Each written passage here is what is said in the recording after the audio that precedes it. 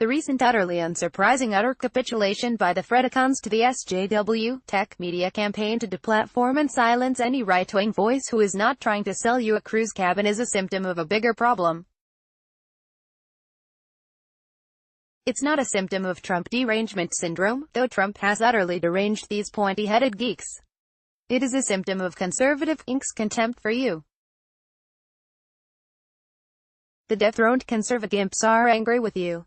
Donald Trump is not really the issue. He's just a convenient target for these establishment sissies. They truly despise you.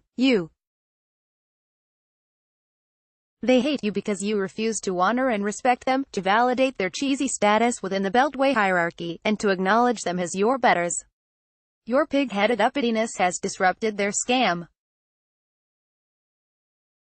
The old paradigm, the model of go along, get along and feed the crackers out there in America articles about lib outrages to keep them writing checks, no longer cuts it.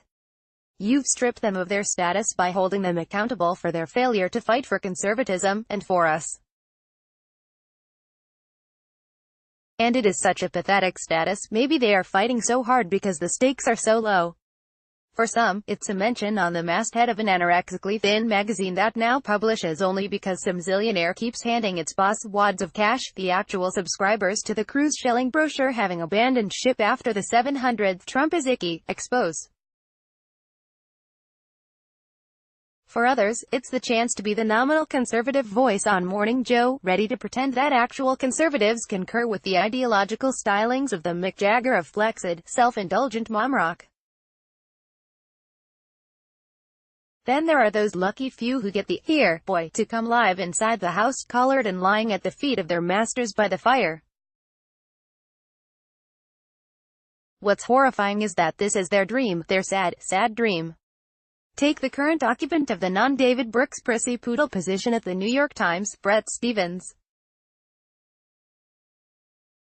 He eagerly accepted the iron discipline of his new job after his first column hinted that the weird weather religion of the ruling class, the one that demands you normals sacrifice your money and your sovereignty for the sake of the elite's virtue, might not be, totally a thing. He "thank you sir may I have another," learned to heal, and pleased his masters by coming out hard against the Second Amendment like a good boy. Having got a taste for biscuits, he is still seeking treats, and gets them, like when he praised the firing of Roseanne and then praised the non-firing of actual racist Sarah Jung. Hypocrisy, thy name is true conservatism. For decades, they fed us articles, columns, and books about the left's campaign to muzzle the right, but suddenly Conservative Inc. has discovered that it is all for muzzling of what it deems the wrong people on the right. And the best part is this revelation comes after nearly 3 years of their non-stop lectures about principles. Their only principle is themselves. We watched as the he-men of the Weekly Standard and the rest of Conservative Inc. leapt up off their couches to valiantly defend the liberal tech giants who have been testing the waters to see just how much silencing of conservatives they can get away with.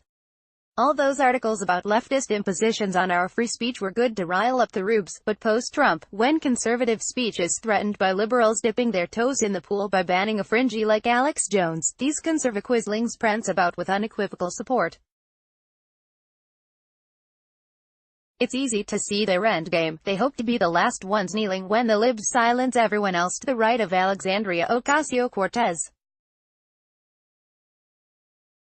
Then they figure that if they are harmless and obedient enough, the liberals will let them go back to being the soft, ineffectual conservative-ish opposition that we rejected when we elected Trump. We outsider conservative voices are competition to the puffcons, so of course the conservative establishment is eager for the overlords of Silicon Valley to erase us. The softies cannot compete, largely because they do not want to compete. They are about enjoying their lame sinecures, not moving the ball forward for our benefit. They hope to someday go back to when they could pose and posture and pretend to be fighting the good fight when all they really cared about was mapping out what think tank mixers they would hit that evening and what hors d'oeuvres they could wrap up in napkins, shove in the pockets of their threadbare sport coats, and take back to gnaw on in their crappy apartments by the flickering light of Star Trek reruns. But we are never going back. Those of us who could care less about our cool kid status in the high school that is Washington, D.C., and more about actually getting results, have permanently screwed everything up for them. We rejected them, and they hate us for it. We ruined their little arrangement with the liberals, be non-threatening and you get some scraps. Their treacherous embrace of the liberal establishment's war on dissent is a desperate attempt to turn back the clock to the era when the Bowtie Brigade was not accountable to normal people like us. How did our supposed betters get the idea they were better anyway?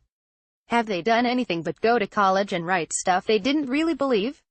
Have they started businesses, served in the military, done a push-up? The fact that we are distinctly unimpressed by their mediocre resumes eats at them. Our disrespect reveals the lies they tell themselves about their own significance. As my upcoming book Militant Normals, How Regular Americans Are Rebelling Against the Elite to Reclaim Our Democracy explains, with a lot more profanity and venom, we are in the midst of a cultural upheaval where our shoddy elite is desperately trying to cling to power and prestige it did not earn, has not wielded competently, and does not deserve. The recent shameful collaboration with the SJW left by those who once fancied themselves our leaders in conservatism just proves, again, how right we were to discard these losers.